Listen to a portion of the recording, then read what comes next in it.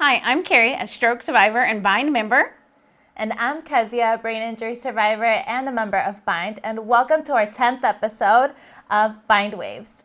Our episode is going to be about being a parent and a survivor of a brain injury.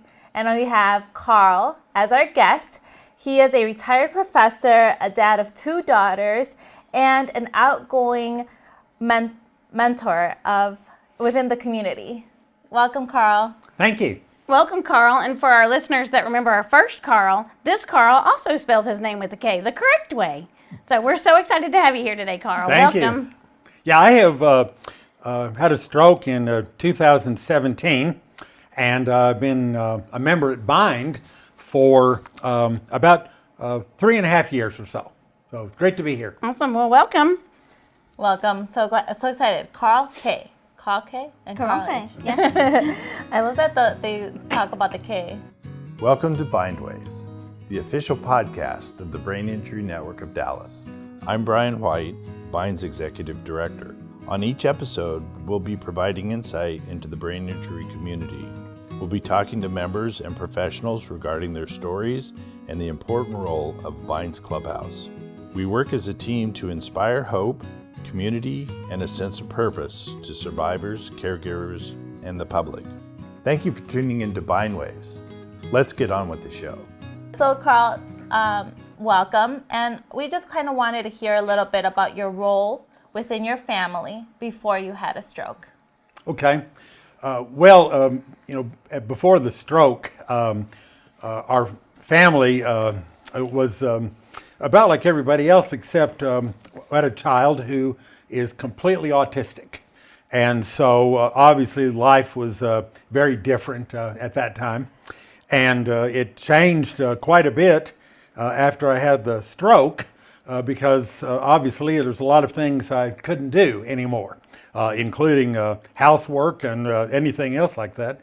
And then what happened is my wife passed away in 2019.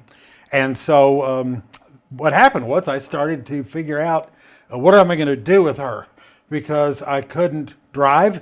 I couldn't, if an emergency, I couldn't do anything with it and so forth. So we put her into a home to make sure that she was going to be taken care of and so forth. So it's been really different. That still is. Right. Well, and so when you first had your stroke, when you first came home, your wife was your caregiver, and I'm sorry to hear that she passed. We all are sorry for you for that. So then who kind of took over that caregiver role after that? Yeah, actually, it's funny. We actually came to Bind while she was alive. I came to a meeting at Pate, and as you may know, this is about the ischemic stroke, and so I was there for therapy from Pate, and so. And Pate was a great place. So anyway, I went to a meeting, and her name is Sierra. And Karl H. was there. And so that's the first time I ever heard about Bind and so forth. And so I did my application. And then about a month later, they said that I can go. And so I started to go. And that's what I'm starting to do. And so, but then she passed away, of course. And so we had to get Uber or somehow my daughter, anybody that get me there, I could do that. Right. So your eldest daughter, you live with your eldest daughter now. So she's kind of helping as a caregiver. Yes. When she doesn't work or something, she drives me around because they still won't let me drive. So and it's okay. You'll get there. Exactly. It comes. Driving's down the road. No, don't be in a rush. Better That's be right, safe obviously. than sorry. Yes, I agree. So right now you were talking a little bit about, so you had a stroke and you're a professor, a retired professor.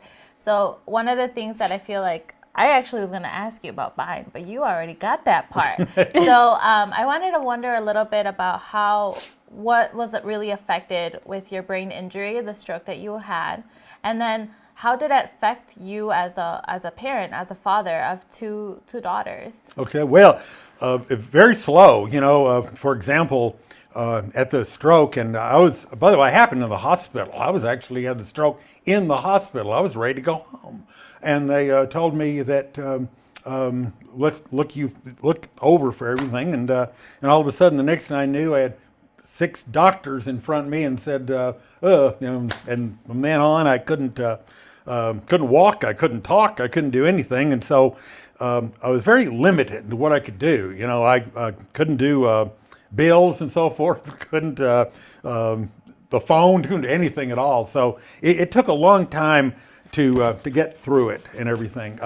So it was very good to have a therapist. Great. We're talking about what Bind did. Was wonderful because it gave me the chance to grow in just about everything I could think of.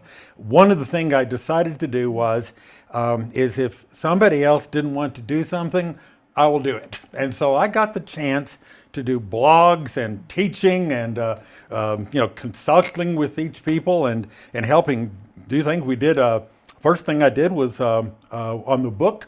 We had a new book, and so I helped people write it, frankly, and edit and so forth. And then they asked me to go to a vision here, which was about outreach and advocacy.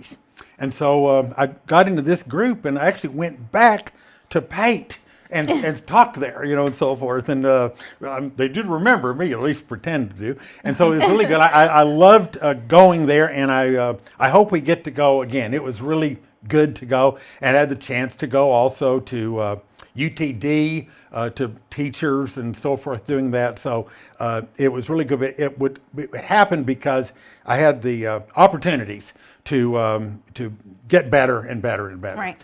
As we're finishing today, I feel though I'm kind of peaking. I don't know that I'm going to be any better, but if I can maintain it, that's what I want to do. There you go. Well, I love how it comes. Everything comes full circle. How you heard about Bind while you were at Pate, and you've been able to go back to Pate.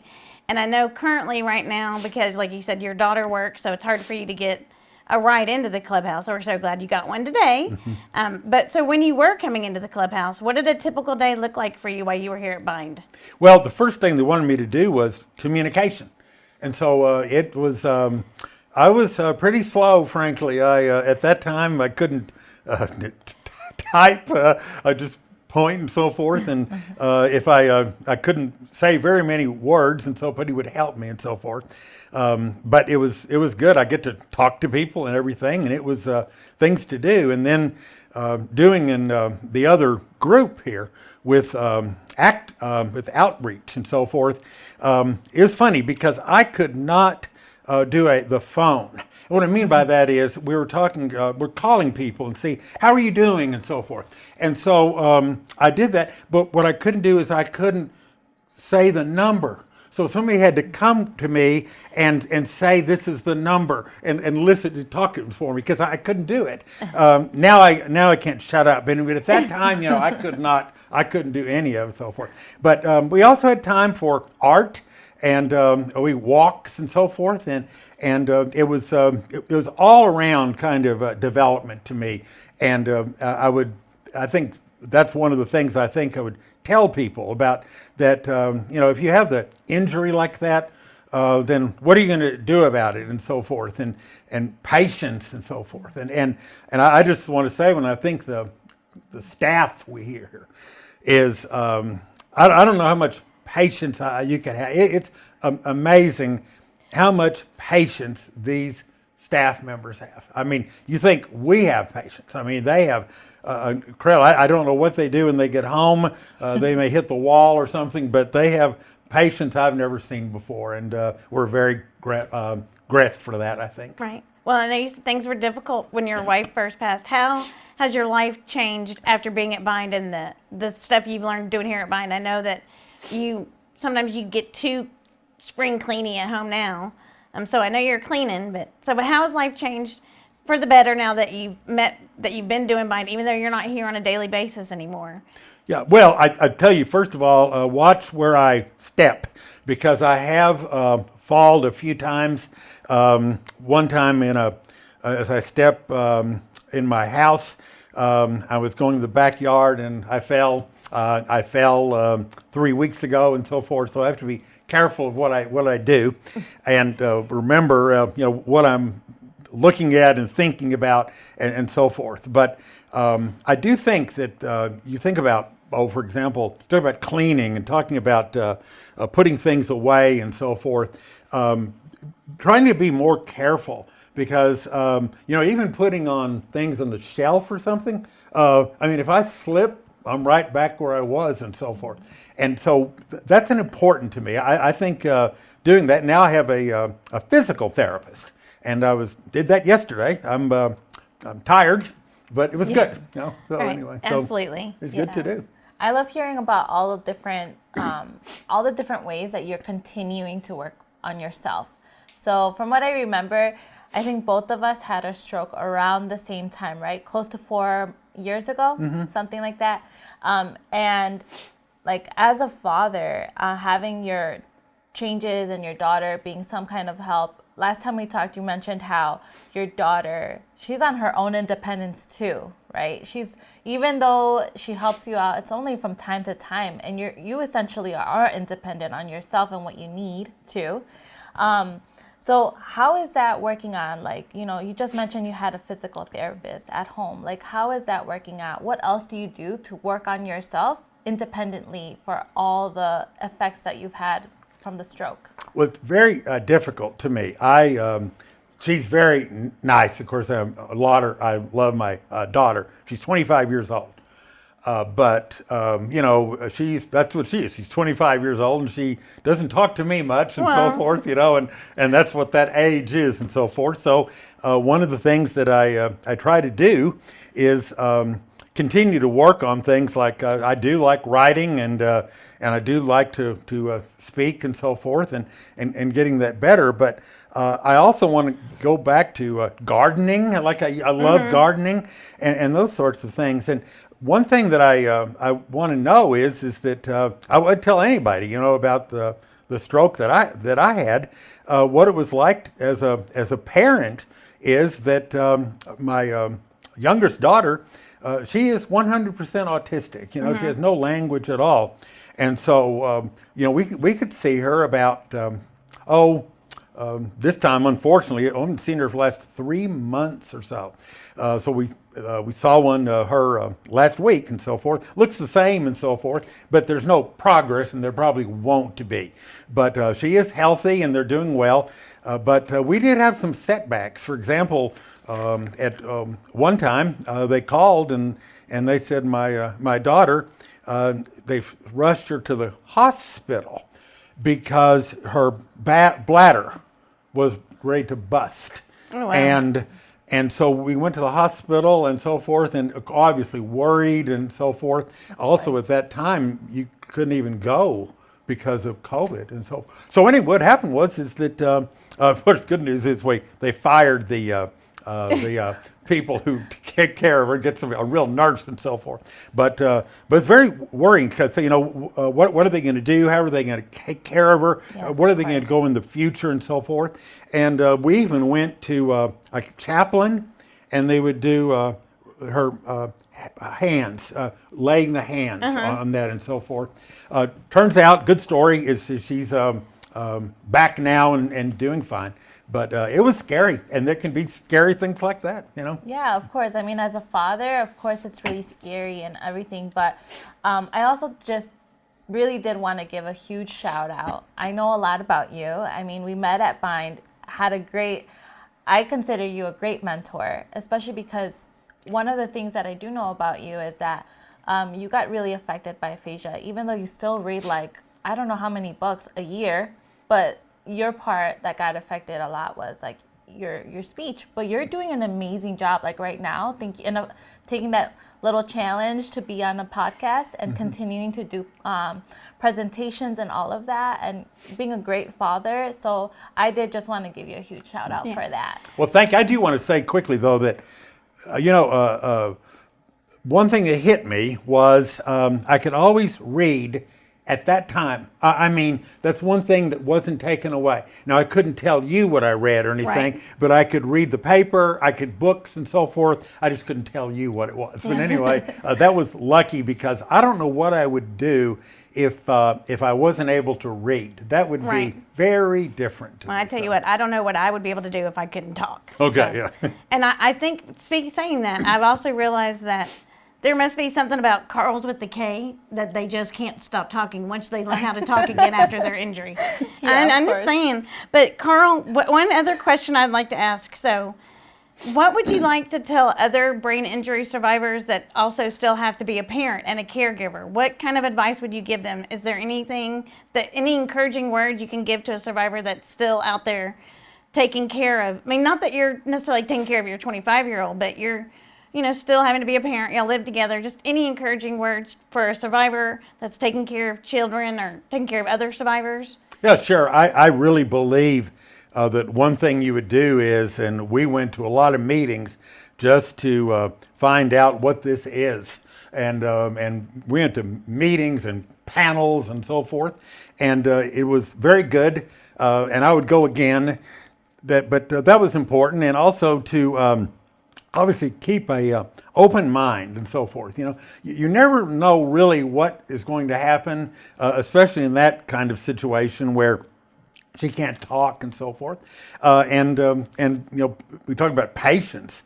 If you don't have it, then your life's going to be even worse. It's going to be, you have to learn how to have patience. And so just like you do it, any child would, except it's even double when you have that kind of autistic child. So you got to have those things and have faith, that things are going to be better. And if you talk that way and think that way, things are going to be different. So I've Absolutely. always believed that.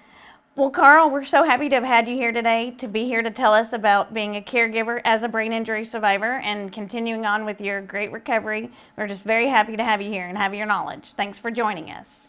Thank you. I appreciate to be here. Great. Thank you so much. Thank you so much for coming to join us and for everything possible that you have to tell us. And thank you to all the subscribers for listening to us. And just make sure to stay in contact with us. We have a next episode coming up. My name's Jamie Fuchsel, and I've been here at Bind for 3 months. And here at Bind, they sell lovely ornaments that the members have made. If you want to get ahead of yourself for, like, say, Christmas or some parties of some sort that you're having. They have lovely ones with little Christmas trees and balls in them to make noise. Or other ones that are just real colorful.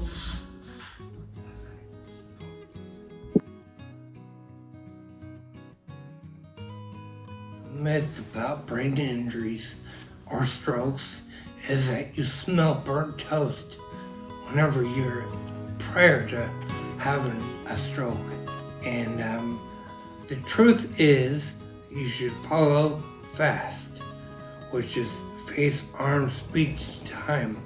Your face will droop, your arm. We hope you've enjoyed listening to Bind Waves and continue to support Bind and our nonprofit mission. We support brain injury survivors as they reconnect into the life, the community, and their workplace.